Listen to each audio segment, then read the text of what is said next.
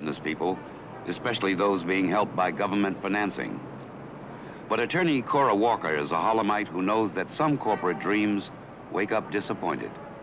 The idea dawned upon me, and really starting in the question of the riots, because the riots hit here at 64, that in talking to the people on the street, they felt they didn't have anything. They didn't own anything. Everybody owned something. So I then took the co-op concept and went out with them, started out in November of 66, that if they wanted to, they could own something on a cooperative basis.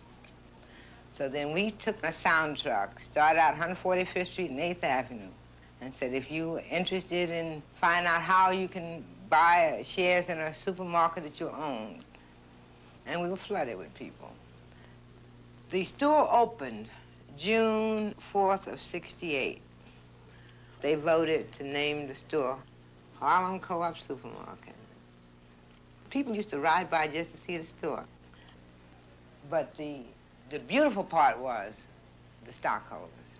They really loved that store. So if they came in there and they didn't have salt, they didn't buy salt until we got salt. The first 9 months, we made $2,800,000. And it was a threat. It was an absolute threat to our competitors. 9 months after we were there, it arrived, somebody made a decision that we had to be stopped, and they threw around the so-called picket line. And the picket line really was not a valid picket line because it was not our workers who were the backbones of it. Because the co-op really cut into the business of our competitors, that was in the back of it. But the little people of Harlem kept that store open. They worked in there. They had to go out because nobody would deliver anything. You couldn't get a loaf of bread. And then we had people who would get in their cars. And first they started going to the warehouses and picking it up.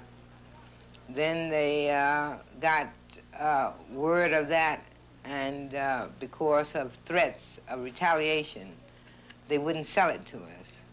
So then we developed, it would be a young mothers program, any name, but we'd meet the bread trucks and buy bread from the bread trucks, and then they bring it in on in their cars, and then they sell it to themselves. But we had 16 picture windows, and those 16 picture windows were broken 15 times.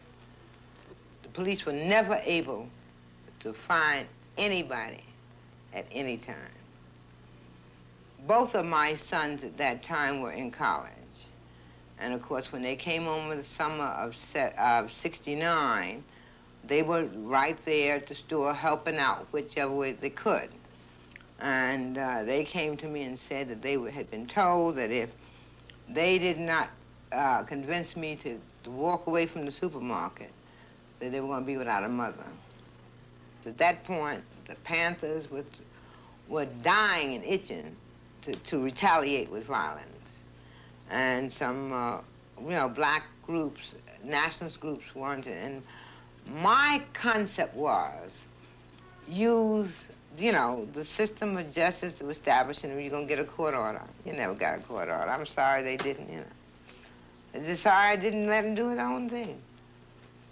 But the store closed in March of 76 because through all of this, they just were inundated with debt and financial failure not because they couldn't run a store, not because they could not run a supermarket, but because they were not able to deal with the inner workings of the food industry.